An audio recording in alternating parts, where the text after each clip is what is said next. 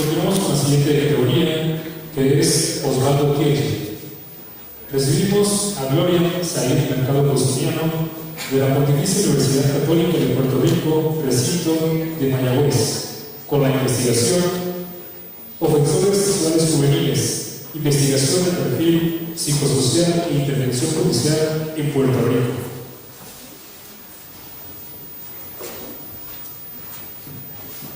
Muy buenas tardes.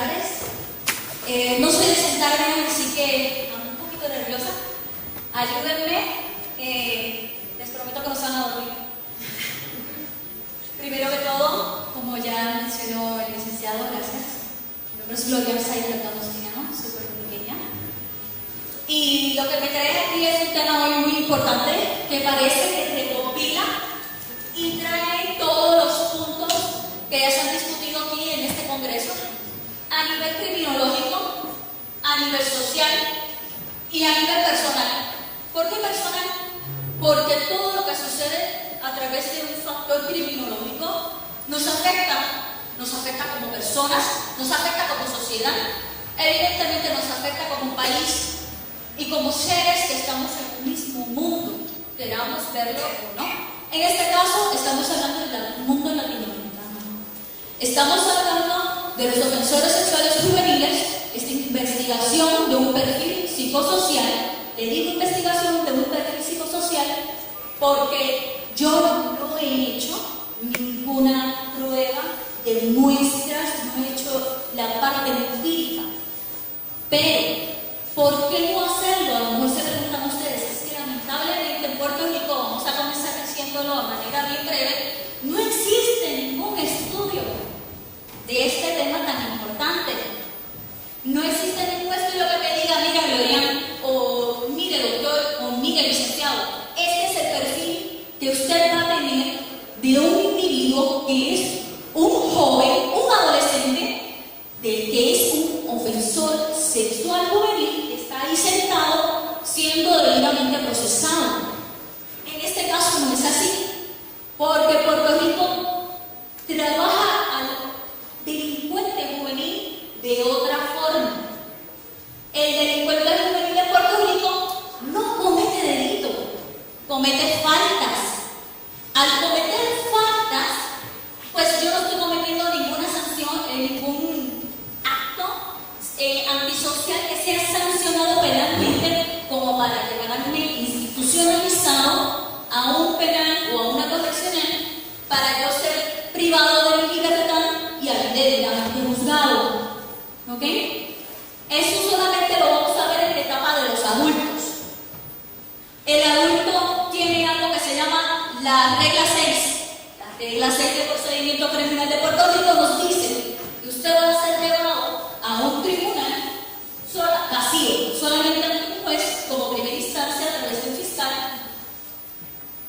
para que el fiscal haga allí una declaración jurada indicando: yo recibí una denuncia de este caballero o de esta dama en donde se ha cometido un acto delictivo sancionado por nuestro Código Penal de Puerto Rico. Obstante, ahí yo te voy a llevar a una mini vista, que es la regla 6. Es una vista de causa. Es una vista donde un juez va a determinar con una pequeña porción de evidencia, que puede ser documental, en este caso la declaración de un testigo, la declaración jurada de un testigo, la declaración jurada de un oficial o de una persona que sea que represente el orden público o que trabaje también para el gobierno, o sea, que trabaje con el gobierno, que represente la autoridad gubernamental para que sea válida su declaración jurada. Ahí el juez va a determinar si hay causa o no para una vista que se llama la DD23, la regla número 23 del procedimiento criminal de Puerto Rico, se la vista preliminar, en donde ahí se va a determinar si realmente hay una causa mayor en base de una percentila mayor de prueba. Ahí puede ser que el juez escuche un testigo en vez de solamente leer la declaración jurada.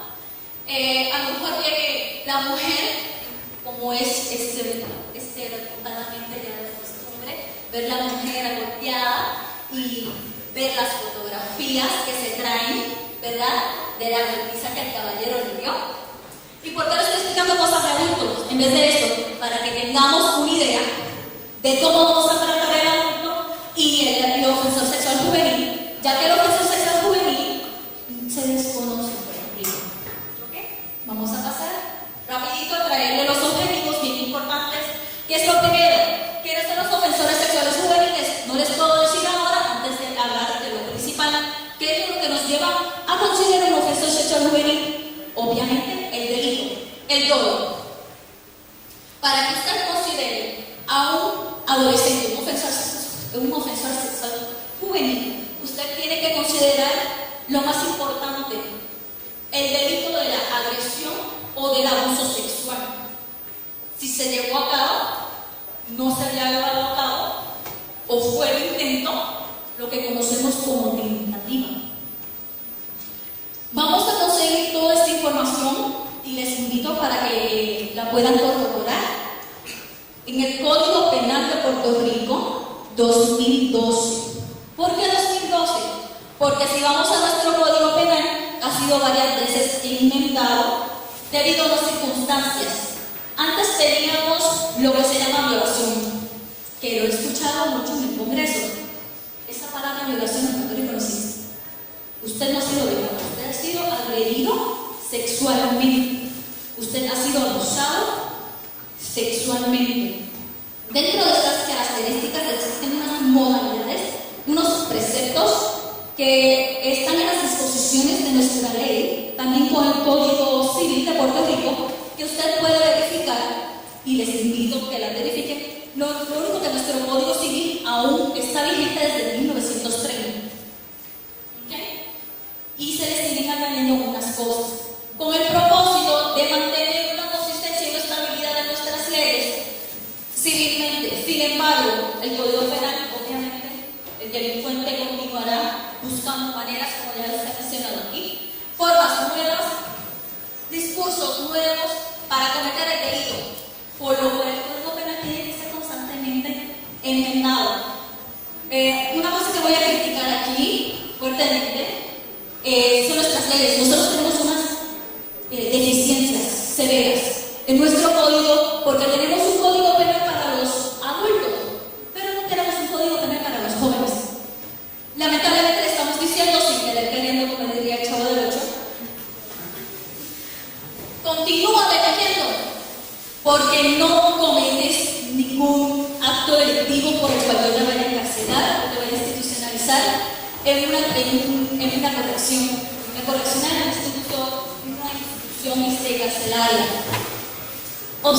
No obstante, sí existen unas circunstancias especiales en donde el procurador de menores, que es aquella persona responsable por los menores que representa el Estado, en donde el procurador de menores puede decir: yo levanto las manos de esta jurisdicción, y decir: déjenlo procesar como adulto. ¿Cuáles son esas circunstancias? Tienen que ser terribles, tienen que haber asesinato, ¿no? Con intención y premeditación, tiene que haber cometido un incendio agravado, o sea, que las circunstancias para que nuestros menores o para que nuestros adolescentes sean juzgados como un adulto tienen que ser extremas, por lo cual tenemos muchos adolescentes, lamentablemente, con unos expedientes bíblicos, enciclopédicos, y tenemos oportunidades, y el juez ya nos mira y dice: dime, fulanito, ¿qué te pasa? Estás aquí por enésima vez y tu expediente es así de grande, pero te tengo que seguir dando puerta larga y lazo, porque la ley a mí me obliga a darte oportunidades. En vez de decirte: ya me cansé, ya tienes un expediente terrible, no eres solamente un delincuente habitual, eres un delincuente de una carrera de vida. Ya te toca cumplir por lo que le has hecho a la sociedad tantas veces. No, seguimos dando desvíos, programas, oportunidades, seguimos gastando lamentablemente en una persona que no le hemos enseñado a socializar, como decía el licenciado. no les he enseñado a socializar porque nunca socializó. Su socialización fue en la calle. Por lo cual, en esta manera podemos decir que el ofensor sexual juvenil se caracteriza o se confunde con el delincuente juvenil. Tenemos al delincuente juvenil que hace uso de su conocimiento, de su intelecto, de que lo estoy haciendo mal, para continuar cometiendo actos delictivos dañinos a la sociedad y sociales fuera de la normática social, con el propósito y el precepto de que la ley no me castiga. Por lo cual es altamente recomendable en este caso, y yo lo recomiendo así en esta investigación, que debemos sacar un código penal que responsabilice a nuestros menores. Es ahí donde parto de la premisa de pensamiento del doctor Osvaldo Villegi, y tengo el atrevimiento de decir de sus postulados hegelianos.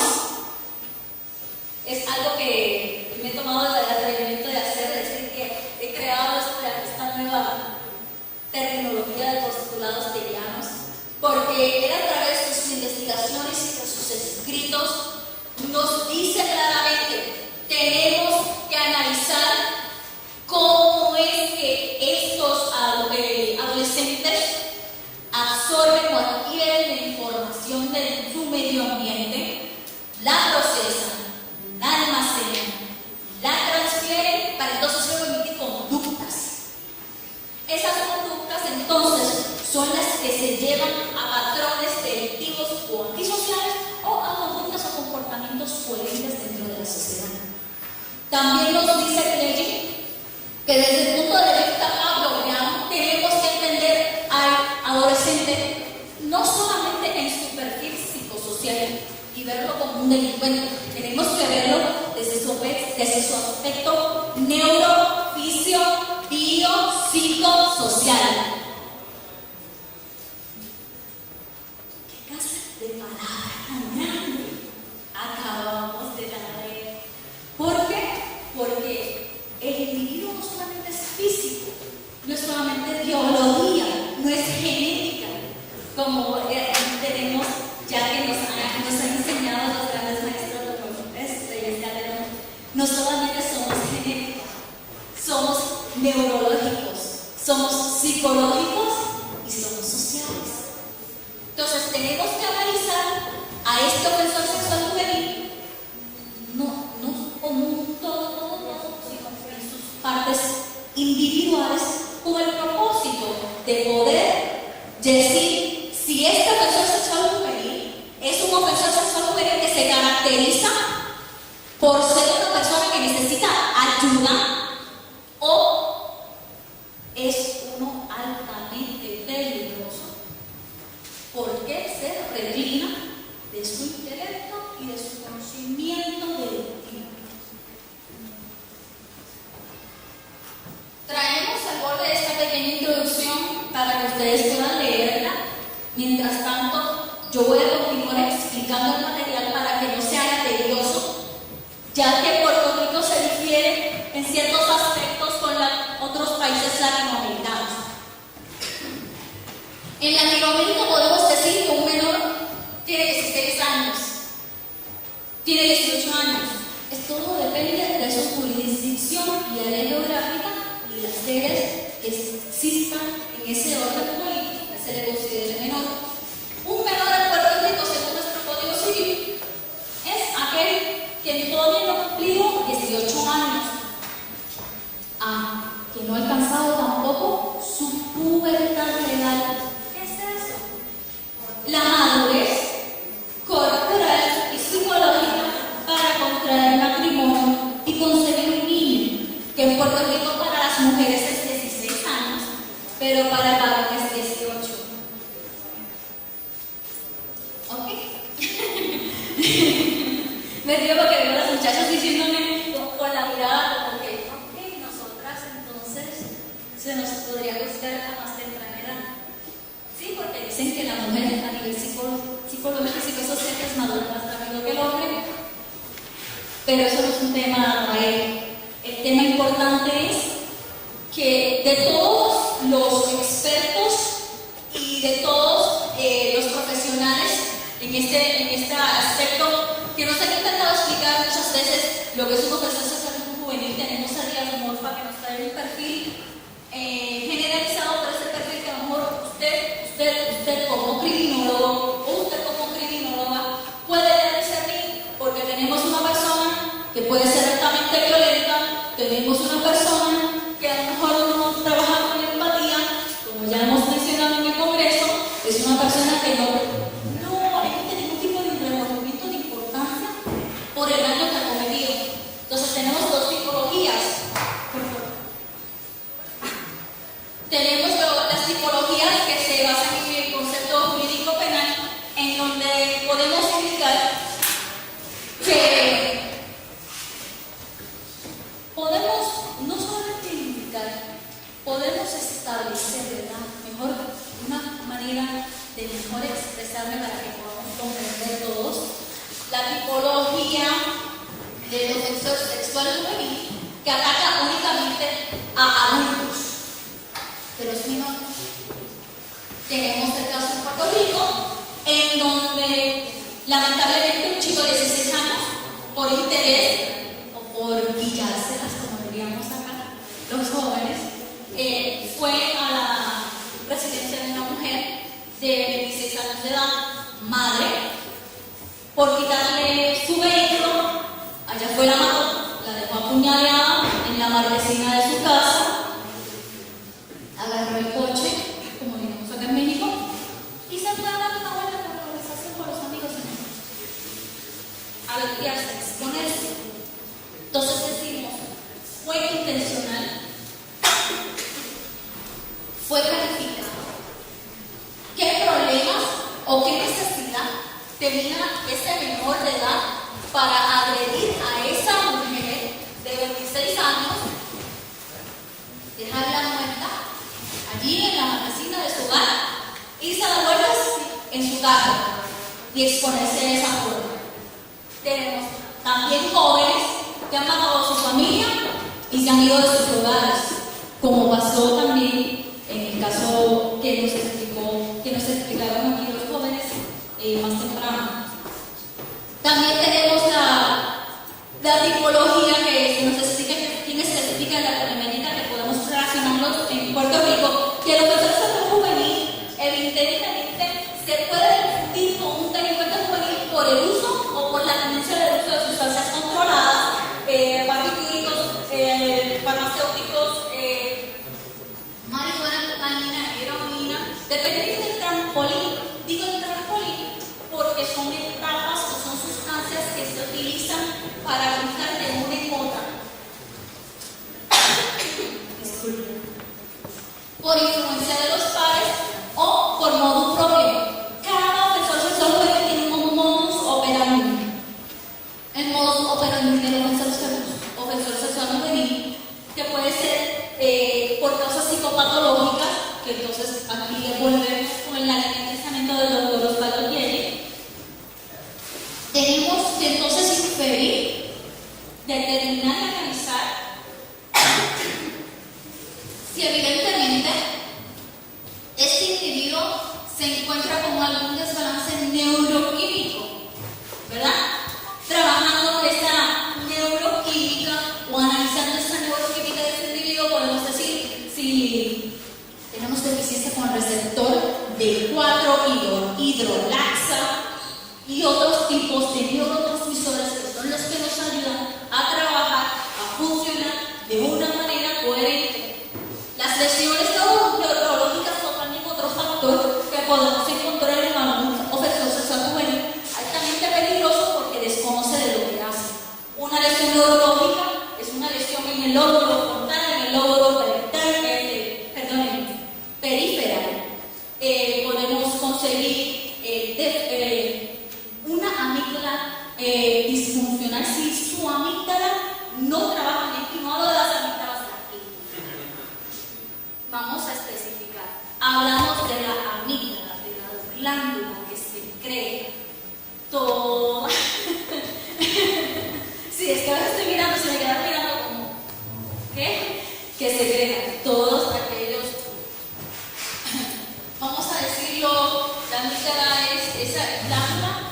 secreta lo que tú necesitas para controlar tu carácter, vamos a decirlo así, para que me comprendan. Yo como criminóloga y como puertorriqueña, pues sabemos el carácter de los puertorriqueños y de los latinoamericanos, ¿verdad? Nosotros los latinos sabemos que somos serios o somos muy fuertes de carácter, nos gusta tener la razón, pero no todo el mundo se tiene que tener la razón, tenemos que ser tolerantes. Entonces, si usted me va a decir algo que a mí me molesta, yo tengo que controlarlo. Tengo que decir, yo tengo una amígdala, yo tengo que controlar, yo tengo que respirar, yo tengo que contar hasta 20 para no explotar. Estos jóvenes no lo hacen. ¿Por qué? Porque no solamente la ley en el caso de nosotros les está diciendo adelante, son faltas nada más. Por eso es que tenemos algo que se llama incesto. Y ese incesto en silencio. Porque necesitamos lamentablemente hablar de cosas que tenemos que romper el tabú. Donde hermanos de 19 años abusan sexualmente de sus hermanitas de 14, de 13, de 12, de 12. Como lo tenemos en los medios noticiosos el Nuevo Día y Primera Hora. ¿Por qué? Porque ella es una cultura disfuncional en ese aspecto donde no digas nada, eso pasó, no digas nada. O el hecho de que eso no existe, y son cosas que lamentablemente hemos tenido que decir a viva voz, y por eso es que estoy aquí, porque este foro es el foro propio para que todos como latinos podamos entender que hay cosas que no podemos callar. Y entonces, en este aspecto, por favor, trabajamos desde el aspecto con ellos, con el propósito de traer las diferencias, porque lamentablemente el Departamento de la Familia de Puerto Rico, tanto como el Departamento de la Policía de Puerto Rico, reciben denuncias, reciben quejas, reciben informes de agresiones sexuales a jóvenes, a niños, a menores, a adultos, y lamentablemente son más los ofensores sexuales juveniles que van ascendiendo que los ofensores sexuales adultos que van ascendiendo. Entonces, ¿cómo protegemos nuestra niñez? ¿Qué hacemos? Cuando tú entrevistas a una madre y te dices que yo me encontraba amenazada por el padre, pero más tarde en el informe policial, en el informe pericial, se da cuenta que la niña ha sido lastimada desde los 4 años. Y tú como madre nunca te enteraste. Explícame dónde tú estabas como madre, dónde tú estabas como padre, dónde tú estabas como individuo, como ser humano. Y son cosas que me agravian y son cosas por las cuales yo he decidido traer esta investigación aquí. Porque yo como madre de un niño de 3 años le pago a que se atreva a mirarlo. Y yo sé que aquí hay padres, y hay madres, y hay tíos, y hay hermanos, y hay abuelos y abuelas. Y nos concierne a todos este tema. Tenemos que elevar el tabú, romper esa barrera de hielo y decir pasó, y lo voy a denunciar. Porque luego formamos lamentablemente un individuo que no está apto para socializar, no está apto para estar en la sociedad. Tenemos un pequeño monstruito corriendo en nuestra sociedad, haciendo daño, cometiendo actos delictivos constantemente que se le están siendo perdonados. Que no obstante la madre no va a la cárcel, no obstante mate a su víctima, no se le procesa. Y aquí hablando de victimología, como estaban hablando durante el Congreso, tenemos aquí también la victimología en cuenta porque seguimos victimizando a la víctima a través de los exámenes periciales que se le hacen para comprobar si sí o no en hecho el abuso sexual o la agresión sexual fue cometida. Entonces tienes una niña de 4 años que ya fue lastimada, la llevaste al hospital, vino a la enfermera, le hizo el examen, vino al ginecólogo, pediátrico, le hizo otro examen, vinieron al tribunal, solicitaron otro examen porque aquel se perdió, bendito, se perdió porque esa es otra cosa, nunca te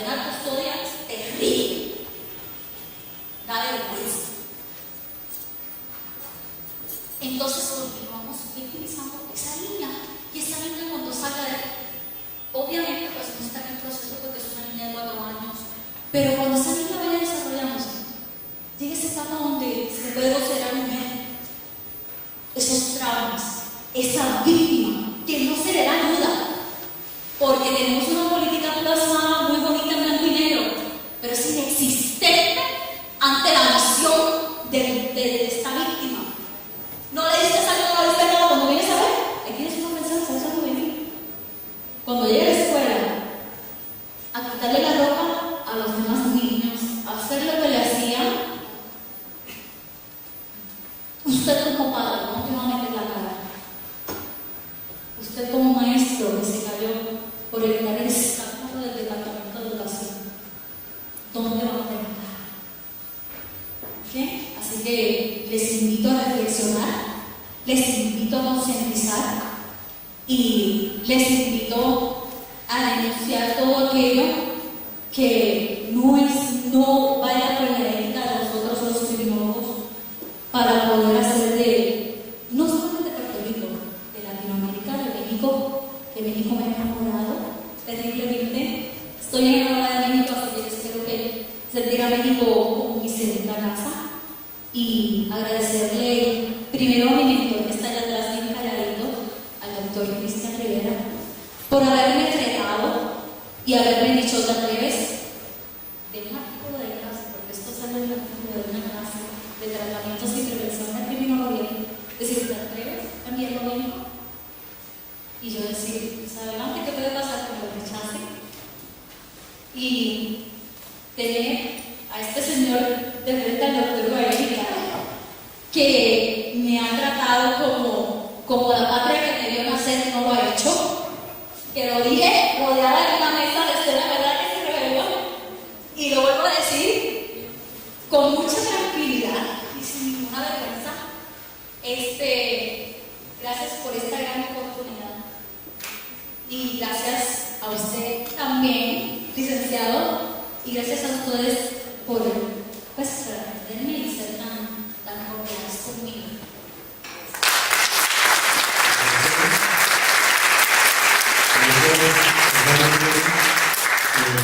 No pudo viajar por acá, pero desde Argentina recibe su felicitación por tu labor.